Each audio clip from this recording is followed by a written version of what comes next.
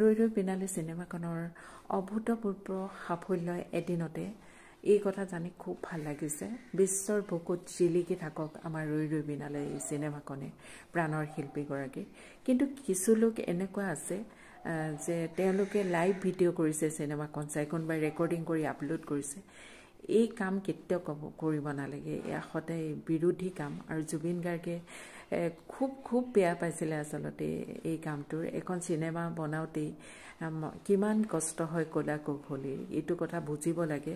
গতিকে আপোনালোকে জানিব লাগে। গতিকে আপোনালোকে যদি প্ৰাণৰ শিল্পীগৰাকীক শ্ৰদ্ধা কৰে, মৰম কৰে সঁচাকৈ অন্তৰৰ পৰা, তেতিয়াহ'লে এই কাৰ্য কেতিয়াও নকৰিব। আৰু কেইটামান আপোনাৰ চেনেলটো বা আপোনাৰ পেজটো মনিটাইজেশ্যন হৈ আছে, কেইটামান টকা আৰু কেইটামান ভিউজৰ কাৰণে এনে কাম নকৰিব। আপোনালোকে প্ৰাণৰ শিল্পীগৰাকীক শ্ৰদ্ধা কৰক, মৰম দিয়ক, হললৈ যাওক, সকলোকে চাবলৈ দিয়ক। আপোনালোকে ৰেকৰ্ডিং লাইভ ভিডিঅ' কৰি এনেকুৱা কেতিয়াও নকৰিব। আৰু জুবিন গাৰ্গেক ইমানেই বেয়া পাইছিলে, কি কৈছিলে শুনকচোন এবাৰ।